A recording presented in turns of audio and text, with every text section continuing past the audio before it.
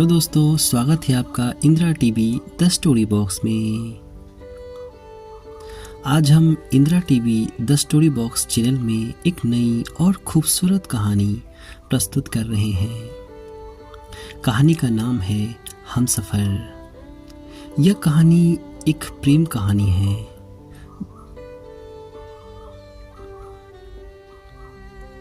कहानी का पहला भाग आप सभी के सामने प्रस्तुत करने जा रहे हैं। मेरा नाम शेखर है और मैं इस खूबसूरत कहानी को लिखा है। हमें उम्मीद है कि मेरी सभी कहानी की तरह यह कहानी भी आपके दिलों की गहराई में उतरती चली जाएगी, जो कभी भुलाए ना भूल पाएंगे। आप देख रहे हैं Indira TV the story box. Humsafar भाग 1। तो आइए इस खूबसूरत कहानी की शुरुआत करते हैं।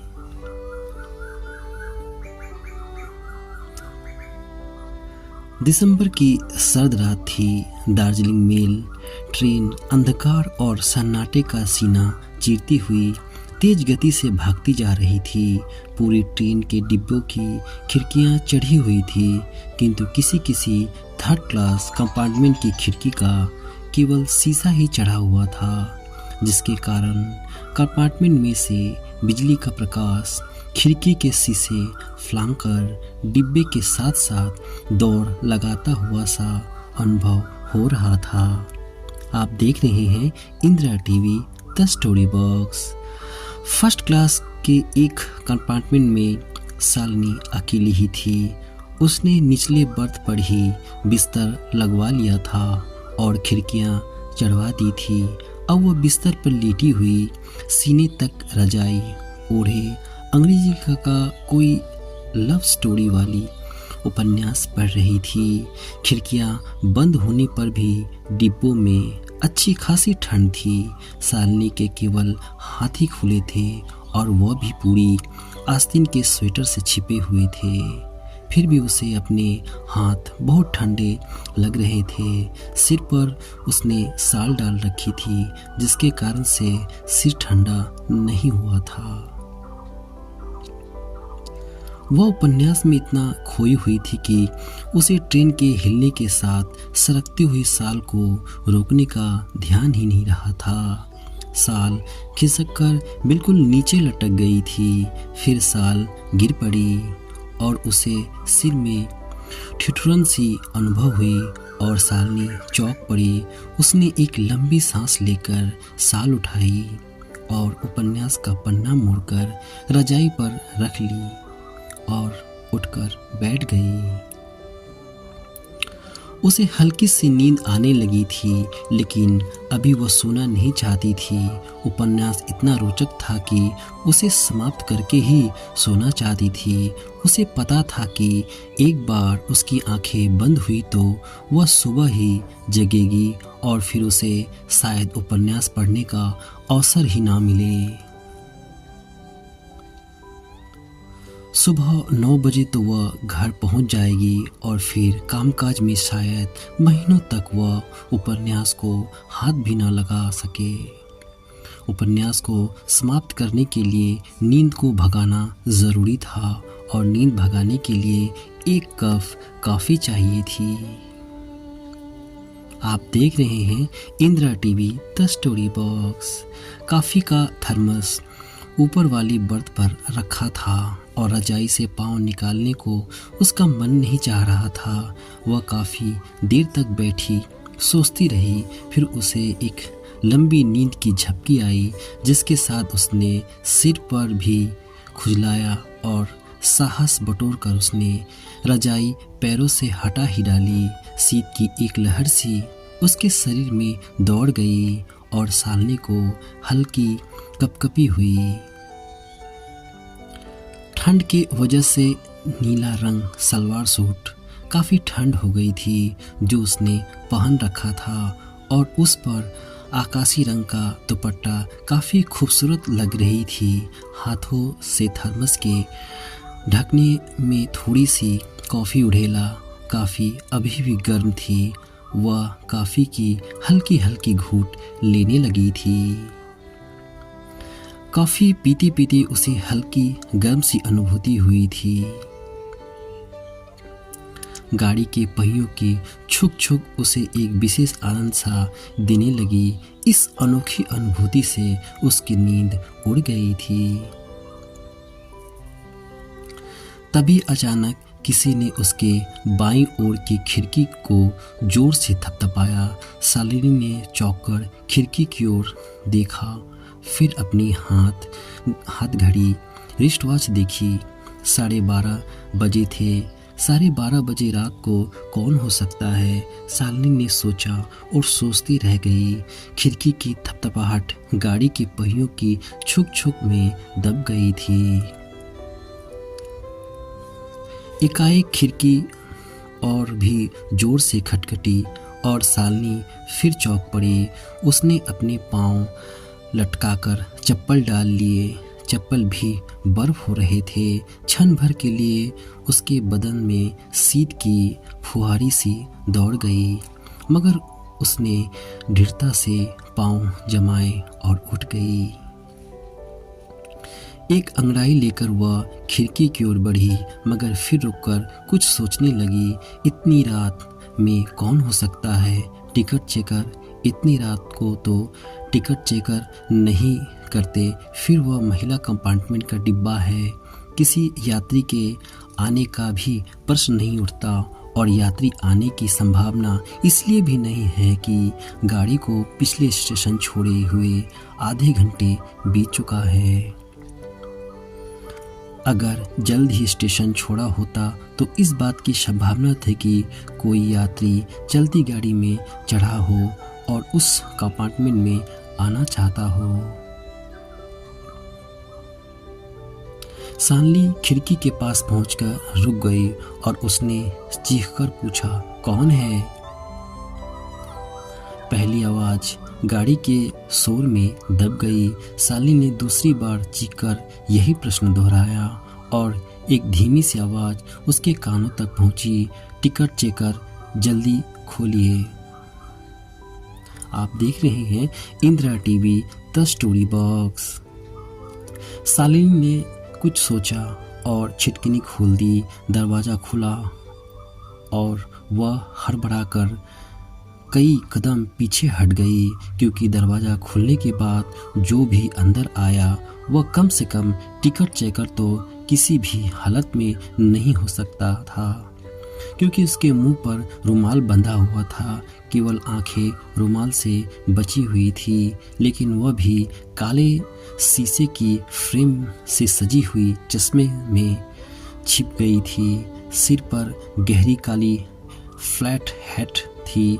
पूरे बदन पर लंबी काली कोट और पैरों में शानदार गम बूट्स पहने हुए थे।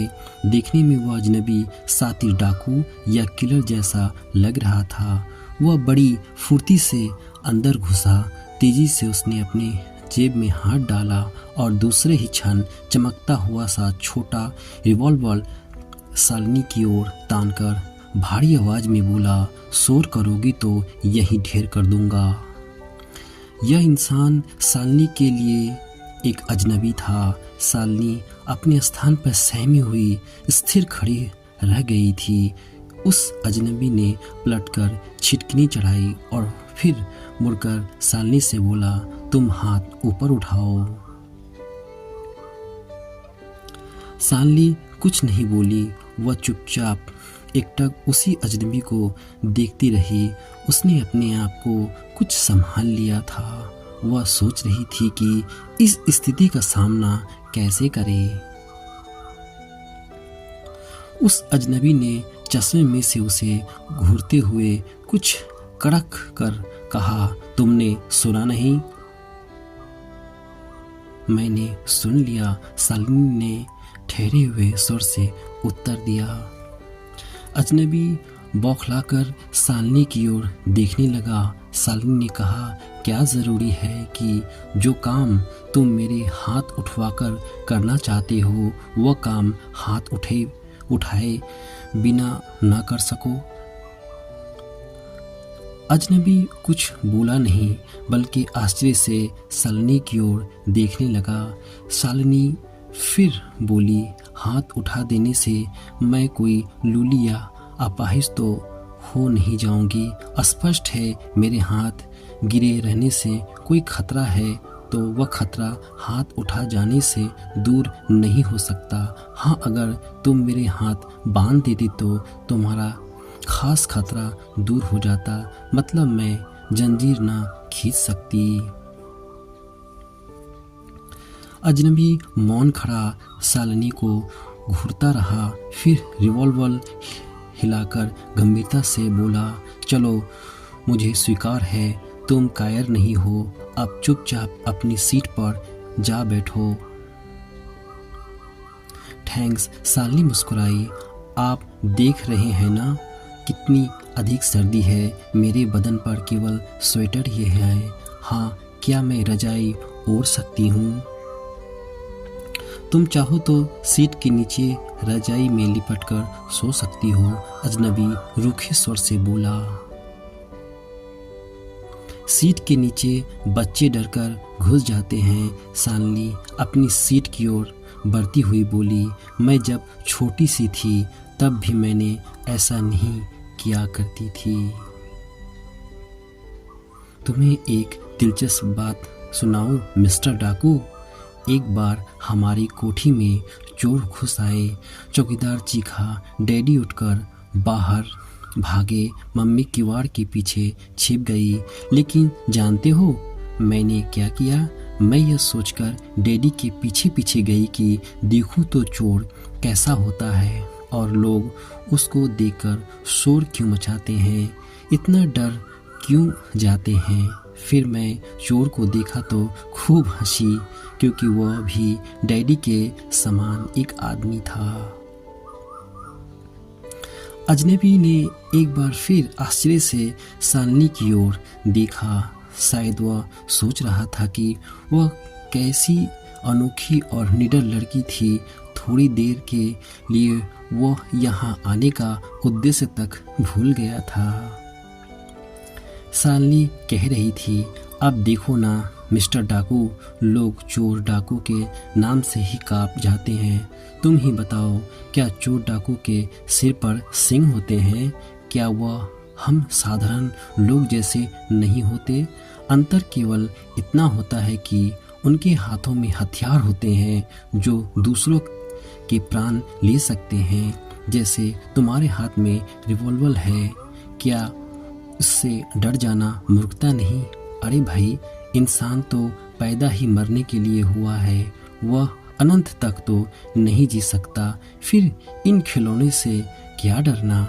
काल तो हर समय गर्दन पर सवार ही रहता है।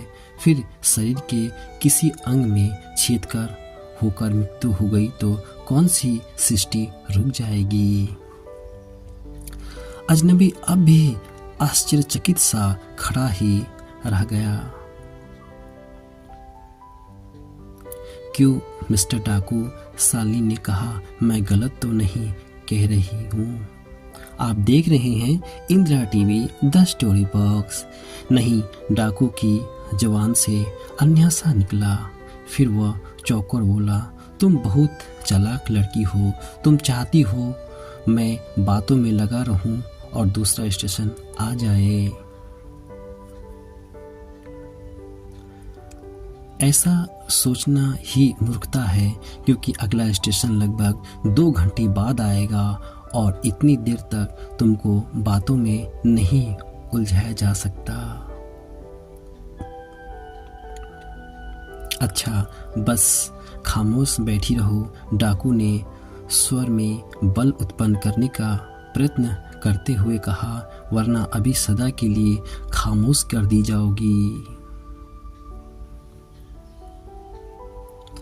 चलो यही सही। शालिनी फिर हंस पड़ी।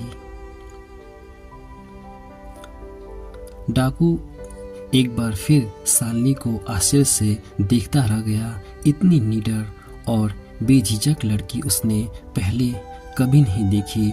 उसका सैकड़ों लड़कियों से सामना हो चुका है, मगर वह सब तो उसकी सूरत देखते ही चीख के बेहोश हो गई थी। मगर यह लड़की यह तो आयु में भी 18 या 29 वर्ष से अधिक नहीं होगी। वह अपने स्थान में हिला भी नहीं सका, बस वही खड़ा उसे घूरता रह गया। सुनो मिस्टर डाकू, शालिनी ने कहा, मेरी बातों से किसी चक्कर में मत पड़ो। मैं कोई भूत प्रेत नहीं हूँ, साधारण लड़की हूँ, मगर मैं डरपोक नहीं हूँ, क्योंकि मैं हर चीज़ को उसके वाह्य रूप में ही देखकर संतुष्ट नहीं हो जाती। मैं उसके भीतर में कुरेद कर जांच करती हूँ। बस इसी कारण मैं साधारण लड़की से थोड़ी अलग हूँ।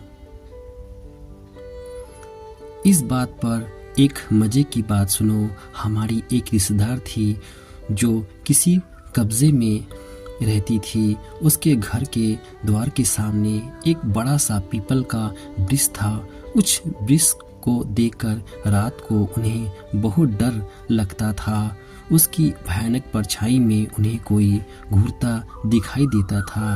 वास्तव में यह डर वृक्ष के बाहरी रूप से था, इसलिए कि भीतर में वृक्ष ही वृक्ष था। इस प्रकार साधारण लोग चोर और डाकुओं से डर जाते हैं। भाई, क्यों डरा जाए उनसे? चोर डाकू भी तो आखिर इंसान ही होते हैं। रह गया प्रश्न उसके व्यवसाय का। तो चोरी भी तो एक व्यवसाय है, जैसे एक लड़की, अफसरी या कला, क्योंकि यह व्यवसाय भी लोग पेट भरने और तन ढकने के लिए अपनाते हैं। बस ढंग ही ज़रा उनका खतरनाक होता है, तो स्वयं उन्हें भी तो खतरे से गुजरना पड़ता है। इसलिए उन लोगों से डरना नहीं। डरना क्या, मूर्खता नहीं। तुम ही बताओ मिस्टर डाकू।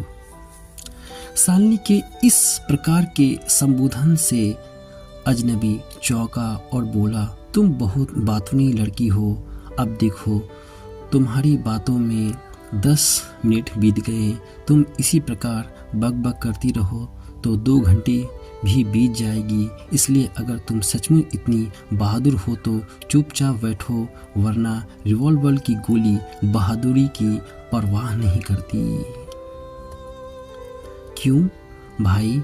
मैंने सुना है डाकू लोग निहत्थे और मासूमों की हत्या नहीं करते। ठीक सुना है। हम लोग बिना वजह किसी की हत्या करके पाप क्यों मोल ले? अच्छा जी, तो आप लोग भी पाप और पुण्य को मानते हो?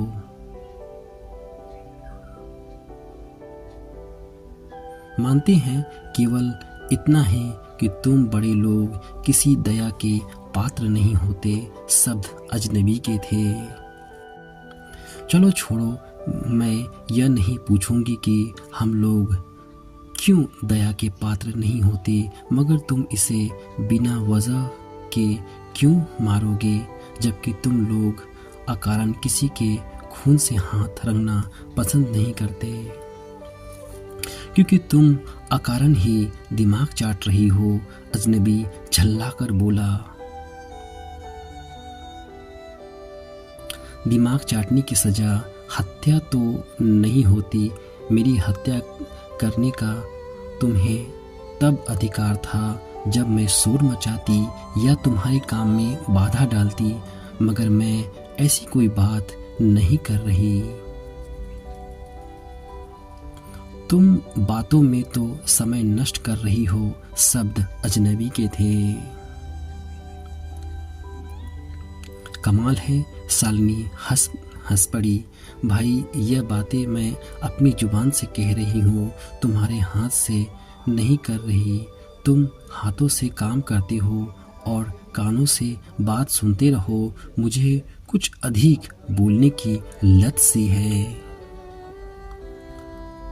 तुम्हारी लत सब दूर हो जाएगी अगर रिवॉल्वर चल गया, वरना चुप बैठो, अजनबी ने कहा और आगे बढ़ा।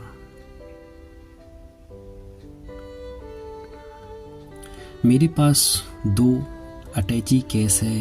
एक होल्डाल और होल्डाल तुम्हारे सामने खुला रखा है। एक टूटी अटैची ऊपर तक केवल कपड़ों से भरा है। दूसरी अटैची केस में कुछ कपड़े हैं, एक हीरो का लॉकेट है और एक नगीने की अंगूठी।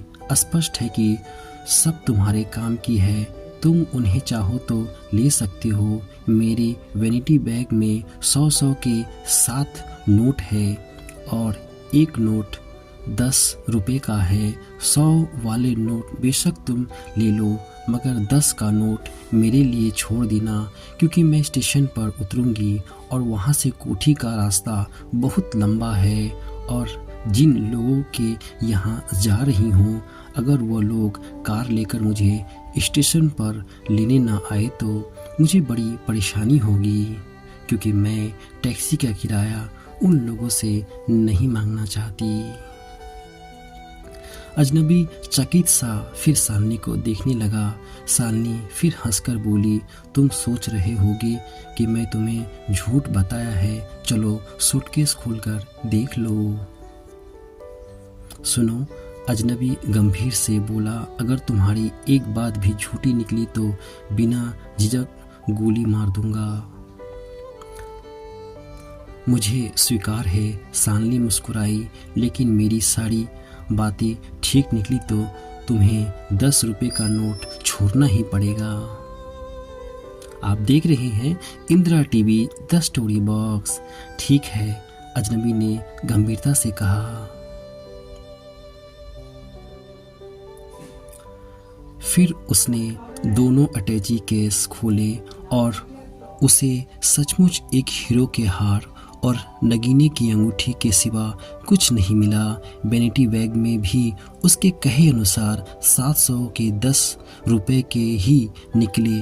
अजनबी ने वह चीज़ निकालकर आश्चर्य से शालिनी की ओर देखा। शालिनी मुस्कुराई और बोली, अगर तुम चाहो तो होलडाल की भी तलाशी ले सकते हो। नहीं, अजनबी ने कहा, मगर तुम सचमुच अजीब लड़की हो। क्यों अजीब हूँ? स्वर शालिनी के थे। तुम्हें कितने भोलेपन से सब कुछ बता दिया। तुम डाकू नहीं हो, बुद्धू लगते हो। शालिनी हंसी। अगर मैं ना बताती तो क्या होता? क्या तुम स्वयं देखकर यह सब निकाल न लेते? स्पष्ट है निकाल लेता। अगर क्या तुम्हें इसका दुख नहीं हो रहा? शब्द अजनबी के थे। दुख क्यों हो? शालिनी हंसकर बोली, तुम मेरे भाग्य तो नहीं ले जा रही। मेरे भाग्य में होगा तो वह फिर मिल जाएगा। मैं इन बातों की चिंता करके क्यों दुख मोल लूँ? और फिर क्या मेरे दुख होने से तुम ये सब छोड़ दोगे? नहीं मैडम, डाकू इतने बुद्धू नहीं होते। शब्द अजनबी के थे।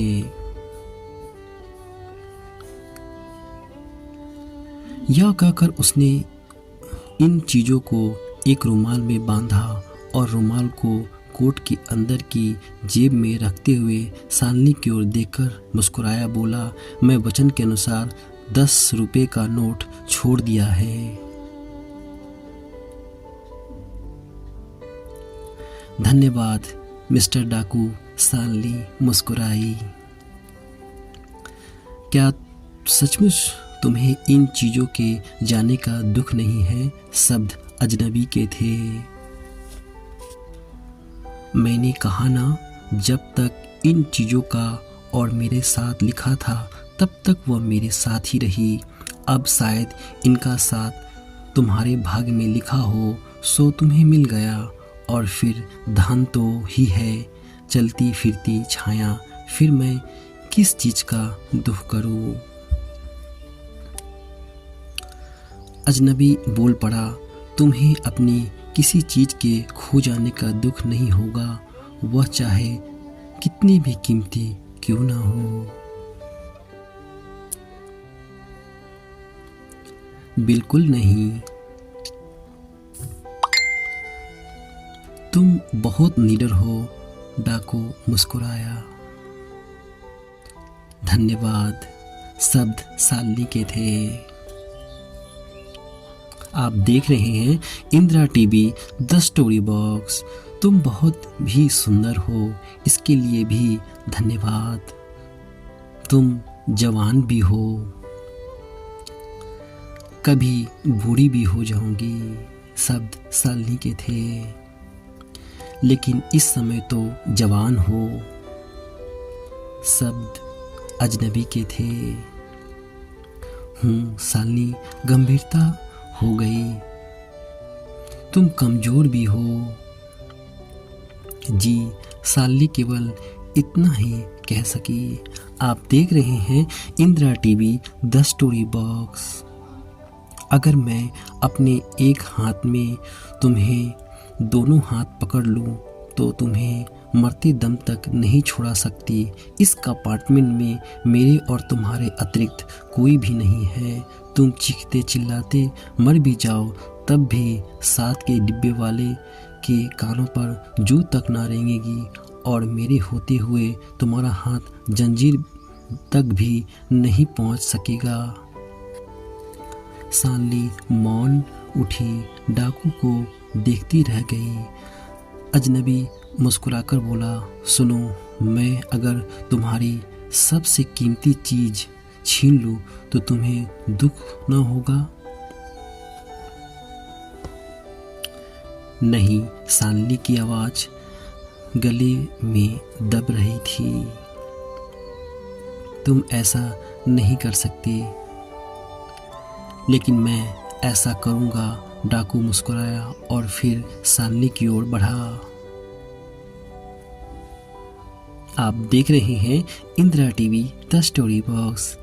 अचानक शालिनी के होठ की मुस्कुराहट लौट आई और वह बोली, ठीक है, तुम मेरी कमजोरी से यह लाभ भी उठा सकते हो। मैं अंतिम श्वास तक अपने आप को बचाने का प्रयत्न करूंगी और अगर मैं तुम्हारा मुकाबला ना कर पाई तो हार जाऊंगी। फिर इसके बाद तुम मुझे आत्महत्या करने से नहीं रोक सकोगे। आत्महत्या तो कायर लोग करते हैं, मगर तुम तो बहादुर हो। मगर मेरी यह हरकत आत्महत्या नहीं बल्कि खून होगा, क्योंकि तुम मेरा खून करोगे। मर तो मैं उसी समय जाऊंगी जब तुम मेरे अंदर की नरित्व और इज्जत छीन लोगे। मेरे पास रह ही क्या जाएगा? इंसान तो उसे ही कह सकते हैं जो हर प्रकार से संपूर्ण हो, और नाड़ी बिना सतीत्व के अधूरी होती है। और जब यह मोती छीन जाएगा तो समझ लो कि नाड़ी अधूरी, या दूसरे शब्दों में वह मर गई है। मरी हुई नाड़ी आत्महत्या कर ले तो वह पाप नहीं माना जाएगा। अजनबी धीरे से हंसा और बोला, तुम वास्तव में उस नारी का जीता जागता उदाहरण हो जो हर प्रकार से सही नारी कहला सकती है।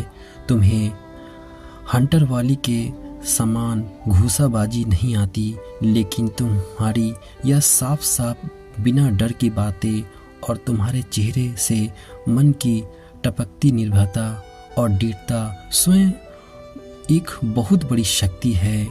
मैं तुम्हें कुछ नहीं करूँगा। हाँ, इस डाकू का अभिवादन स्वीकार करो। यह कहकर अजनबी ने हल्का सा झुककर आदाब किया और दरवाजे की ओर बढ़कर छिटकनी खोलकर बोला, इसे अंदर से बंद कर लो, तुम्हें ठंडी हवा नहीं लगनी चाहिए। फिर अजनबी वह बाहर निकलकर पायदान पर खड़ा हो गया और शालिनी यह अनुमान भी नहीं लगा सकी कि वह दाईं ओर सरक गया था या बाईं ओर। वैसे वह बड़ी शांत मुद्रा में डाकू अजनबी को बाहर जाते ही दरवाज़ा बंद करते देखती रही थी।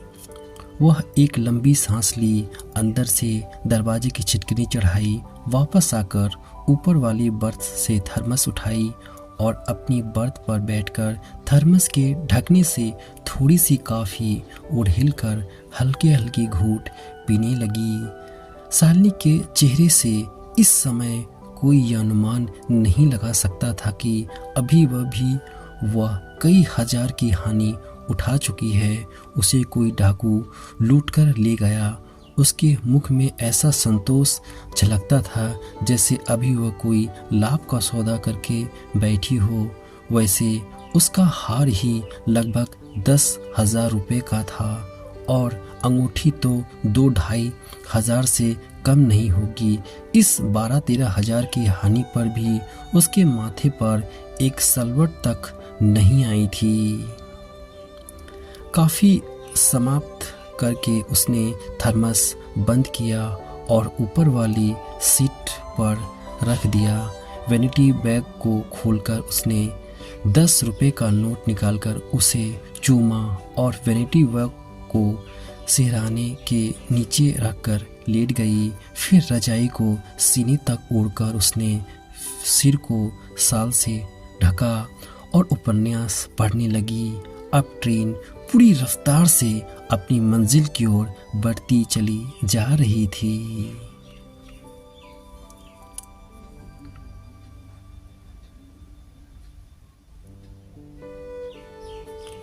हम कहानी का दूसरा भाग जल्द से जल्द लेकर आप सभी के सामने प्रस्तुत होंगे।